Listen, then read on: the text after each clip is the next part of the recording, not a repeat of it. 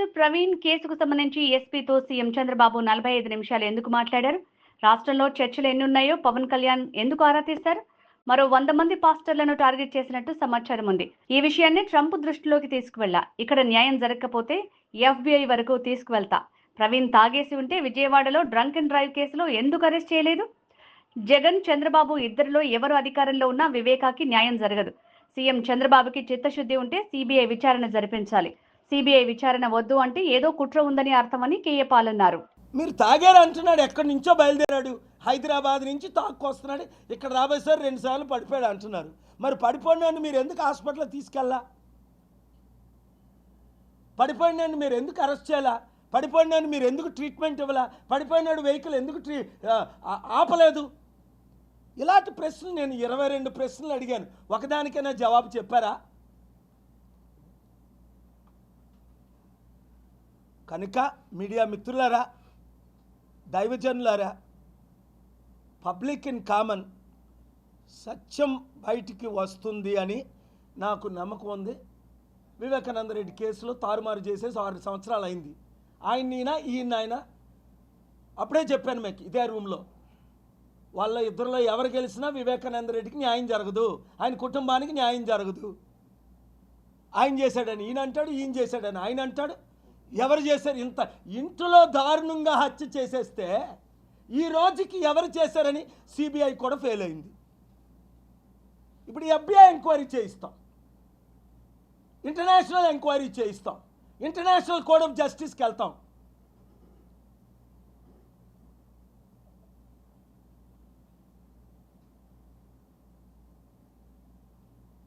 లడ్డు వివాదంతో క్రిస్టియన్స్ని, హిందూస్ని రెచ్చగొట్టాలని చూశారు. అంత ఫేక్ రుజువు అయిపోయింది కదా, ఇది అంత ఫేక్ అని. సుప్రీంకోర్టుకి ఎందుకు వెళ్ళా? 100 కోట్ల హైందవుల మనోభావాలు దెబ్బతీశాడు అని 100 కోట్ల హైందవుల తరపుని సుప్రీంకోర్టుకి వెళ్ళి నేను ఫైట్ చేశాను, న్యాయం చేశాం. మరి ప్రవీణ్ పగడాల కొరకు న్యాయం చేయమా? మిత్రులారా, హిందూస్, ముస్లిమ్స్, క్రిస్టియన్ శాంతి కోరుకున్న ప్రతి ఒక్కరు, ఆనరబుల్ సిజే గారు శాంతి చూసారా? ఇవాళ హియరింగ్స్ మీరు చూసుంటారు. నా శాంతి సమిట్లో ఏమైంది యూరోప్లో తెలుసుకున్నారు. నెక్స్ట్ సమిట్ ఎప్పుడు చెప్పాను, అలాంటి సమిట్లు మీరు చేయాలి, మిమ్మల్ని డిస్టర్బ్ చేయము, ఈ మ్యాటర్ మేము కంటిన్యూ చేస్తామన్నారు. లేదు యువర్ ఆనర్, ఒకవేళ నెక్స్ట్ వీక్ నేనుంటే పర్సనల్గా ఆర్గ్యూ చేయకపోతే టెక్నీషియన్స్ దాన్ని ఆపుతున్నారు. నేను ఆన్లైన్లో ఎపియర్ అవుతుంటే ఇబ్బంది పెడుతున్నారనే నేను నిన్నే యూరప్ నుంచి మార్నింగ్ ఢిల్లీ వచ్చి ఇక్కడికి నేను రావడం జరిగిందని చెప్పి. ఎందుకు? మన ఇండియన్ ఇమేజ్ని నేను కాపాడాలి. హిందూ, ముస్లిం, క్రిస్టియన్స్ అందరూ ఒకరని 78 సంవత్సరాలుగా నేను ప్రకటించి ప్రపంచం అంతా 155 దేశాల్లో చెప్పింది. ఇవాళ ఏమంటున్నారు? అరే ముస్లింకి సెక్యూరిటీ లేదు, క్రిస్టియన్స్కి సెక్యూరిటీ లేదు, హిందూస్ కొట్టేస్తున్నారు, చంపేస్తున్నారు. తప్పు, హిందూస్ కొట్టట్లేదు, చంపట్లేదు, ఎక్స్ట్రీమిస్ట్ చంపుతున్నారు. అది హిందూయిజంలో ఉన్నారు. అక్కడ పాస్టర్ ఖురాన్ బర్నింగ్ చేస్తున్నప్పుడు ఒక క్రిస్టియన్ పాస్టర్ అడ్డుకున్నానా లేదా? 200 కోట్ల ముస్లింకి న్యాయం చేశానా లేదా? కత్తి మహేష్ రాముడు కరోనా ప్రియుడు అన్నప్పుడు ఆయన్ని ఖండించాం, అరెస్ట్ చేయించామా లేదా తెలంగాణలో? ఎందుకంటే బైబిల్లో దేవతల్ని, దేవుల్ని దూషించకూడదు. ఇక్కడ ప్రవీణ్ హిందూ, పుట్టినప్పుడే ముస్లిం, తల్లి ముస్లిం, తండ్రి హిందూ అనుకుంటా, తండ్రి ముస్లిము, తల్లి క్రిస్టియన్. చూసారా? అది మన దేశం. ప్రవీణ్ పగడాల తల్లి క్రిస్టియన్, తండ్రి ముస్లిం. తప్పే ఉంది? అబ్రహాం సంతానమే కదా. ముస్లింలు క్రిస్టియన్ పెళ్లి చేసుకోకూడదా? హిందూస్ క్రిస్టియన్స్ని పెళ్లి చేసుకోకూడదా? అది ఒక కుటుంబం. అంత చక్కని టాలెంట్ ఉండి దేవుని చేత వాడబడుతున్న ఆయన్ని ఒక తాగుబోతుగా మీరు చిత్రీకరిస్తారా? దుష్టులారా, దుర్మార్గులారా, నీచలారా, అసహ్యులారా, మీరు చూసారా ఆయన తాగడం? మాస్క్ పెట్టుకొని లోపల తాగాడా? ఎక్కడ కొన్నాడు? చూపిస్తున్నారు డూప్లికేట్ ప్రవీణ్ అని చెప్పుకుంటా. మరి ఎక్కడ తాగాడు? 90 కిలోమీటర్ స్పీడ్లో తాగాడా లోపల పెట్టుకొని, లేదా ట్యూబ్లో పంపించారు ఇంట్రావెనస్లో? అది కూడా చూపించాలి కదా. తాగినట్టు ఎక్కడైనా చూపించారా? ఆయన ముఖాన్ని ఎక్కడైనా చూపించారా? ఎవరికి మీరు పువ్వులు పెడతారు? దేశం కూలిపోద్ది, రాష్ట్రం కూలిపోద్ది. నేను ఒక మ్యాటర్ టేకప్ చేసిన తరువాత మీరు ఒళ్ళు దగ్గర పెట్టుకొని ఇన్వెస్టిగేషన్ చేసుంటే మంచిది. ఇప్పుడు కూడా చంద్రబాబు నాయుడు గారు, దేవుని కళ్ళు మీరు కప్పలేరు, దేవునికి లడ్డూలు పెట్టలేరు, దేవునికి పువ్వులు పెట్టలేరు. సత్యం తెలుసుకోండి. సిబిఐ ఎంక్వైరీ మీరు అడగండి. అప్పుడు మీ క్లీన్ హ్యాండ్. చంద్రబాబు నాయుడు గారు సిబిఐ ఎంక్వైరీ అడిగారని ఒక చరిత్రలో ఒక మంచి పేరు ఉండిపోద్ది మీకు. ఒక వెల్ విషర్గా, ఒక స్పిరిచువల్ ఫాదర్గా, ఒక 22 సార్లు మిమ్మల్ని దీవించిన ఒక వ్యక్తిగా, ఒక లీడర్గా, మీరంటే గౌరవం ఉన్న వ్యక్తిగా నేను మాట్లాడుతున్నా. సిబిఐ ఎంక్వైరీకి పంపించండి చంద్రబాబు నాయుడు గారు. అప్పుడు మీ చేతులు కడుక్కున్న వాళ్ళు అవుతారు. సిబిఐ ఎంక్వైరీ స్టార్ట్ అవుద్ది, నా ఎంక్వైరీ స్టార్ట్ అవుద్ది. సిబిఐతో నేను చేతులు కలిపి డైరెక్ట్ రూట్లో ఎంక్వైరీ చేయిస్తాం. మీరు సిబిఐ ఎంక్వైరీ వద్దు అన్నారంటే ఆంధ్రప్రదేశ్ 6 కోట్లు, తెలంగాణ 4 కోట్లు, తెలుగు ప్రజలు 15 కోట్లు. అప్పుడు మిమ్మల్ని ఏమంటారు? ఏదో ఉంది, విషి వాషి ఫిషి. సిబిఐ ఎంక్వైరీ వద్దంటున్నారు, చంద్రబాబు నాయుడు గారు ఎందుకు వద్దంటున్నారు అని ఒక క్రైస్తవులు కాదు, 30%, 15 కోట్లు తెలుగు ప్రజలు మిమ్మల్ని వారి హృదయాల్లో నుంచి వెలివేస్తారు. అనవసరంగా మీకు చెడ్డ పేరు వస్తుంది. ఇంతకాలం మీరు చేసిన సేవ అంతా వృధా అయిపోద్ది. చరిత్రలో నాట్ హౌ యూ స్టార్టెడ్. 78లో మీరు ఎమ్మెల్యే అయ్యారు, 95లో ముఖ్యమంత్రి అయ్యారు. 4 సార్లు ముఖ్యమంత్రి అయిన తర్వాత 2025లో ఈ ప్రవీణ్ పగడాల కేసులో మీరు జీరో అవుతారా, హీరో అవుతారా? నా మాటలు వింటే, నేను చెప్పినట్టు చేస్తే, నేను మీకు చెప్పాను క్లియర్గా, మిమ్మల్ని కలుస్తానని 10 సార్లు చెప్పాను మీడియా ద్వారా, మీ ఫ్రెండ్స్ ద్వారా, T5 నాయుడు ద్వారా కలుస్తామన్నారు 20వ తారీఖుని. నేనైతే సిద్ధం. నా ఎవిడెన్స్లు చూడండి, మిమ్మల్ని ఒక్కరినే నమ్ముతాను. నేను పోలీసులు నమ్మనని క్లియర్గా చెప్పాను. నా మీదే కేసు వేసినప్పుడు పోలీసులు చచ్చిపోయినవాడి మీద ఇంకా నిందలు పెట్టరా? ఎంతో గౌరవం నేనంటే పోలీసులకి, డీజీపీలకి, హోమ్ మినిస్టర్లకి. అలాంటిది నా మీదే అవినీతి కేసు వేసినప్పుడు ఆ కాలం 2012లో మరి చనిపోయినాడు మీద వేయరా? వాళ్ళ భార్య పిల్లలు నోరు ముయించట్లేదా? వాళ్ళ బంధువులు నోరు ముయించట్లేదా? వాళ్ళ ఫ్యామిలీ మెంబర్స్ నోరు ముయించట్లేదా? ఇప్పుడు వాళ్ళు నాతో లేరా?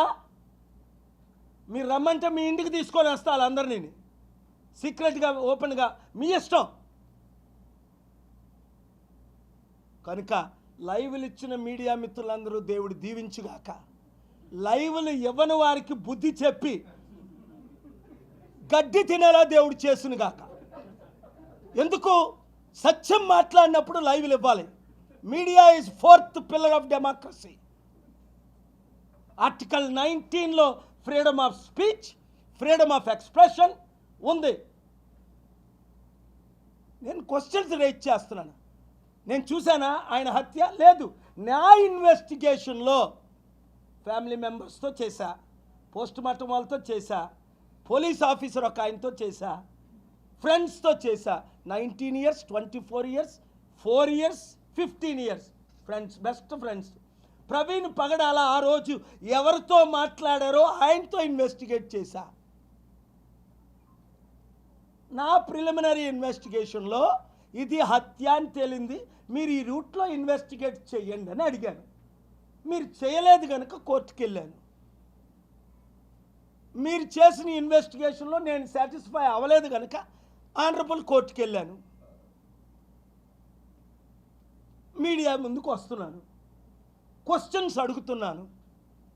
నేను ఆ పవన్ కళ్యాణ్ తిట్టినట్టు బట్టలు ఇప్పి నిన్ను కొడతాను అని అన్పార్లమెంటరీ మాటలు నేను ఆడిను కదా ఆయనలాగా. మా రెడ్ బుక్ ఉంది, రెడ్ బుక్లో మిమ్మల్ని పెడతాం. నాది ప్రేయర్ బుక్ ఉంది, మోస్ట్ పవర్ఫుల్ బుక్.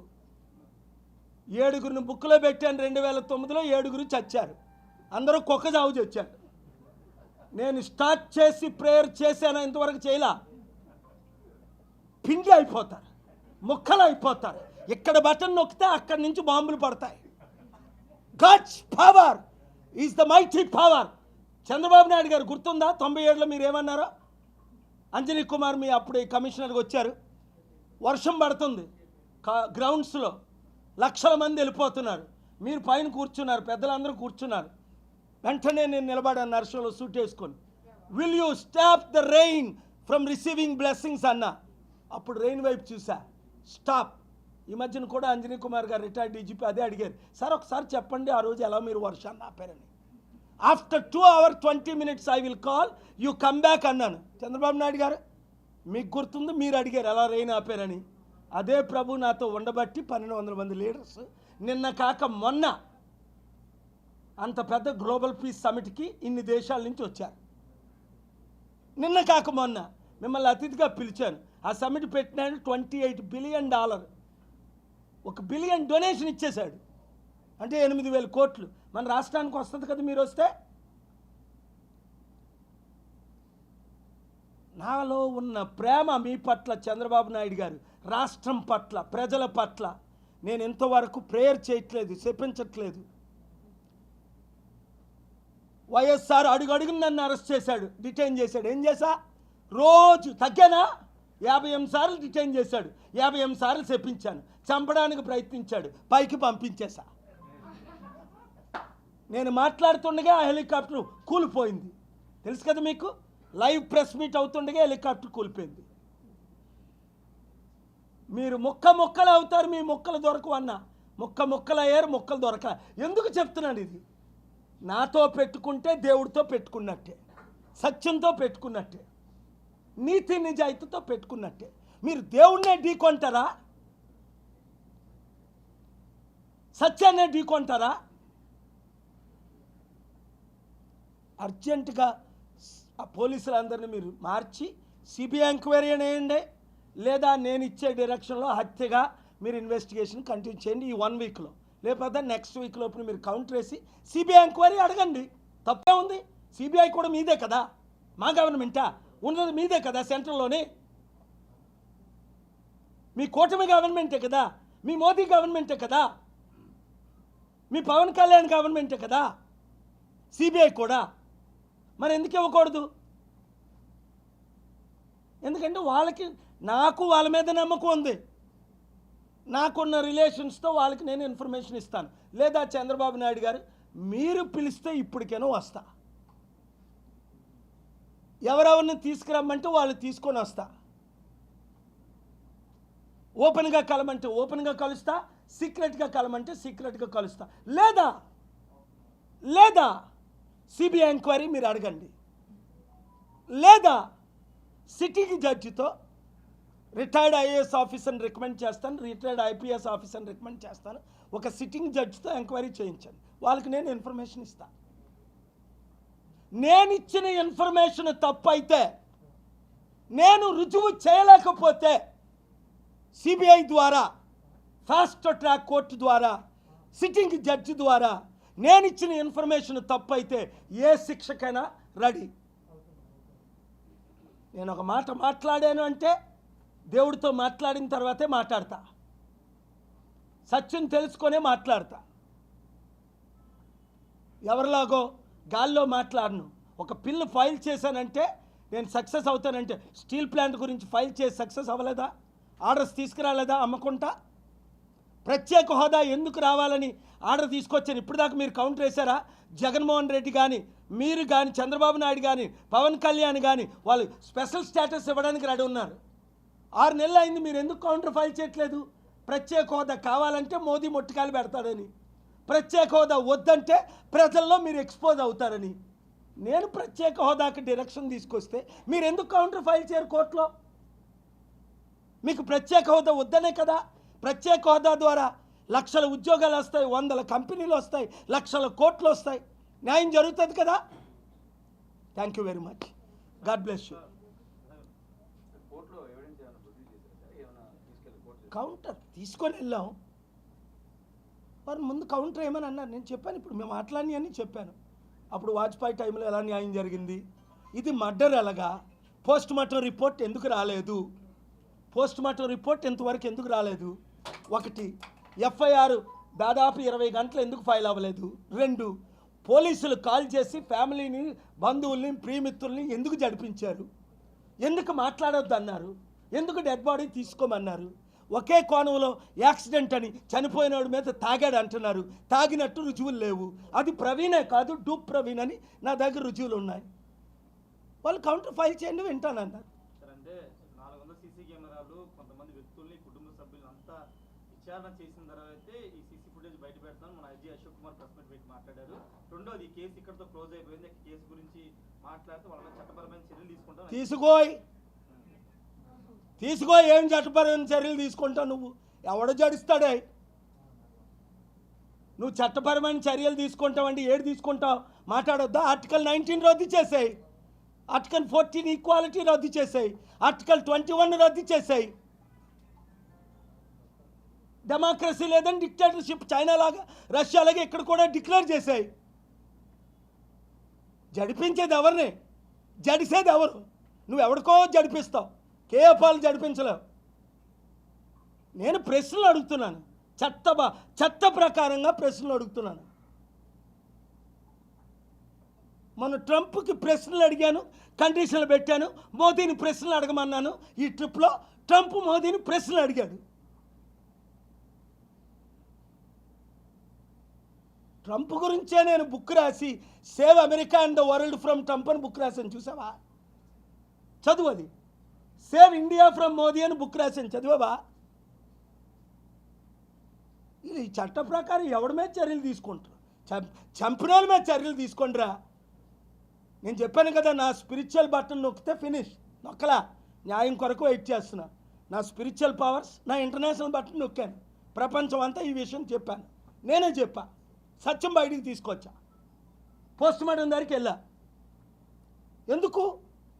ఒక లడ్డూ వివాదంగా సుప్రీంకోర్టు దాకా వెళ్ళాను. ఎందుకు? 100 కోట్ల హైందవుల మనోభావాలు దెబ్బతీసినట్టు మాట్లాడారు కనుక జస్టిస్ గవాయ్ గారి ముందు మాట్లాడాను. నెక్స్ట్ మంత్లో ఆయనే సీజే. ఎవరి గురించైనా న్యాయం చేస్తాను నేను. ఇది క్రిస్టియనా, హిందువా, ముస్లిమా ఇష్యూ కాదు. ప్రవీణ్ పగడాల ఫాదర్ ముస్లిము, మదర్ క్రిస్టియన్ అట. ఎంత మంచి కుటుంబాలు బ్రతికి ఉన్నారా? వాళ్ళని కలుస్తాం.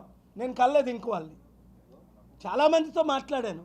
నేను ఐజీ గారి రిపోర్టు ప్రెస్ మీట్ నేను విన్నాను యూరోప్లో నుండి. కొత్తదేం ఆయన రిలీజ్ చేయలేదు, కొత్త ఏం ప్రూవ్ చేయలేదు. ఎస్పీ గారు ఏమన్నారు? ఆ ఎస్పీ ఈ ఫుటేజ్ మేము రిలీజ్ చేయలేదు అన్నాడు. ఆయనే అన్నారు. మరి అదే ఫుటేజ్ ఇప్పుడు చూపించారు.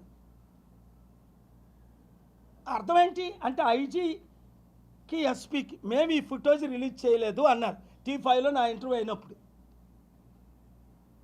మేము చేయలేదు అన్నాను. మరి ఆ ఫుటేజ్ ఇప్పుడు ఎలా చేశారు వీళ్ళు?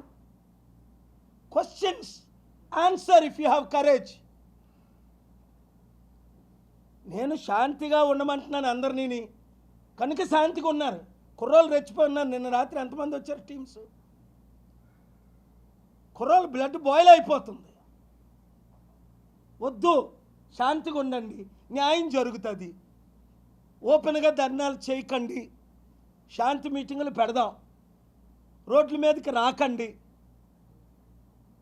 దీన్ని మనం లీగల్గా, స్పిరిచువల్గా, అవసరమైతే అప్పుడు ఇంకోలా ఫైట్ చేద్దాం.